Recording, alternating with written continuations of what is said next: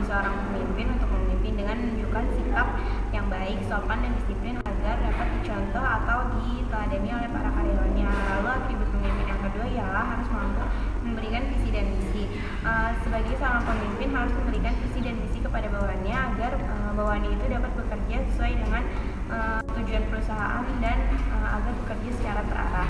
Atribut pemimpin yang ketiga ialah seorang pemimpin harus mampu melakukan pengarahan individu. Seorang pemimpin harus mampu melakukan pengarahan terhadap dirinya sendiri. Contohnya itu seperti manajemen waktu, disiplin, dan menurunkan ego, baru dia dapat mengarahkan timnya. Lalu jika suatu organisasi ingin berprestasi, maka pemimpin itu harus tahu bagaimana cara untuk membina dan mengarahkan bawahannya dengan baik. Lalu atribut pemimpin yang keempat ialah seorang pemimpin harus mampu mengelola organisasi secara efektif. Efektif dalam hal ini ialah mampu menyelesaikan tugas-tugas yang untuk membantu pencapaian organisasi.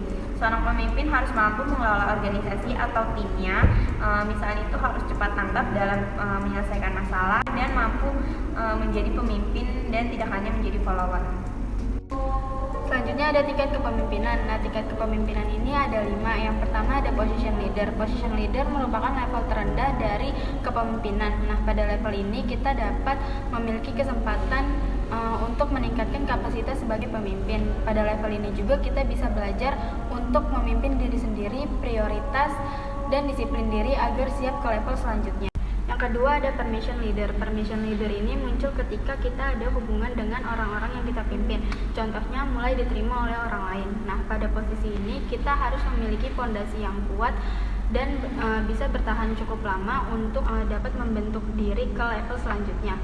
Kemudian pada level ketiga yaitu production leader. Pada production leader ini tim mulai menghasilkan pekerjaan yang produktif untuk meraih sebuah hasil dan menyelesaikan masalah. Untuk sampai di level ini kita harus menguasai 2 level sebelumnya.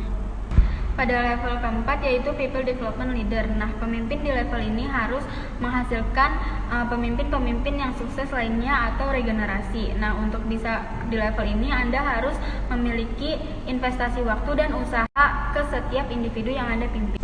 Pada level kelima yaitu pinnacle leader. Level ini merupakan level tertinggi dan tersulit. Di sini kita bisa berbicara reputasi, pakar, coach, dan pengaruh. Pemimpin yang ada di level ini memiliki pengikut yang menghormati pencapaiannya sebagai seorang individu dan pemimpin. Akan membutuhkan waktu, tenaga, dan komitmen yang solid untuk bisa sampai sini. Contohnya, sosok terkenal di level ini yaitu Steve Jobs dan Nelson Mandela. Selanjutnya ada jenis dan sumber kekuasaan. Yang pertama ada reward di mana kemampuan menyediakan reward bagi sasaran yang memenuhi targetnya. Contoh reward ada berupa kenaikan gaji, kenaikan upah, bonus, bahkan kenaikan pangkat. Yang kedua ada korsif di mana kekuasaan kepada sasaran yang tidak patuh dapat berupa penurunan gaji, penurunan pangkat, bahkan PHK.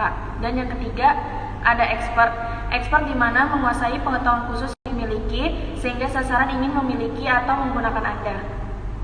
Ada referen di mana kekuasaan ini didasari atas kekaguman, keteladanan, dan berkarisma. Contohnya si Bapak A ini memimpin banyak orang karena dia memiliki karisma dan kepribadian yang baik.